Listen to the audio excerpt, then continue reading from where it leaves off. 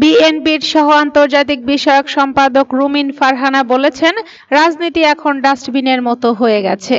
তিনি বলেন, একজন শিক্ষিত নারী যার একটি সম্মানজনক পেশা আছে এবং যিনি একটি ভালো পরিবারের সদস্য, তিনি এই নোংরামির মধ্যে নামবেন কেন? রাজনীতি এখন একেবারে ডাস্টবিনে পরিণত হয়েছে। বিশেষ করে সোশ্যাল মিডিয়ার আগমন, সবার হাতে মোবাইল ফোন থাকা এবং বট আইডি ও এআই আসার পর পরিস্থিতি আরো খারাপ হয়েছে। একটা ভদ্র ফ্যামিলির এডুকেটেড মেয়ে who has a very bright future ahead, উনি কেন পলিটিক্সে আসবেন? প্রশ্ন তোলেন তিনি আরো বলেন, সব দিক বিবেচনায় কেউ রাজনীতিতে আসলেও দলগুলো অনেক সময় তাদের উপর আস্থা রাখতে পারে না। বিএনপি এবার যে 237 জন প্রার্থীকে মনোনয়ন দিয়েছে তাদের মধ্যে মাত্র 10 জন নারী। বিশ্লেষকদের মতে রাজনীতিতে নারী নেতৃত্ব কমছে, এমনকি অনেক দলই নারী নেতৃত্বে 33% কোটা পূরণ করতে পারেনি।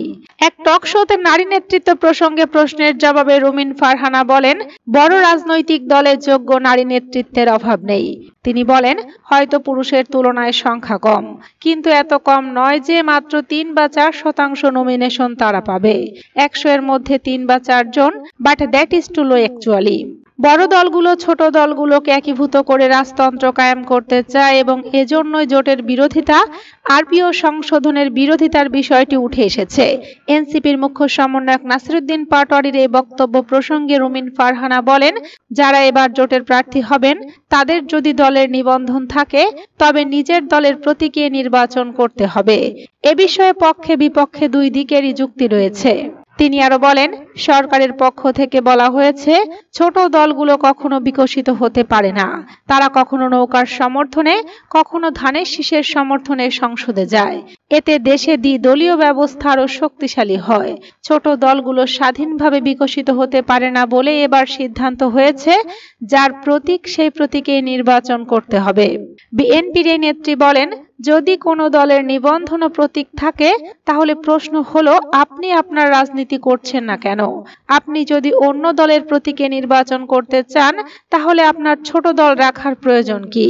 এই প্রশ্নগুলো সরকারের তরফ থেকে এসেছে। অন্যদিকে বিএনপির পক্ষ থেকে স্পষ্টভাবে বলা হয়েছে, শেষ মুহূর্তে যে আরপিও সংশোধন হলো, দীর্ঘদিন যারা বড় দলের সঙ্গে থেকে রাজনীতি করেছেন তাদের সংসদে যাওয়ার প্রত্যাশা ছিল।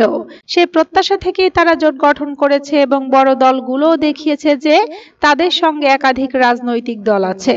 তাই এই বিষয়ে উভয় পক্ষেরই যুক্তি রয়েছে।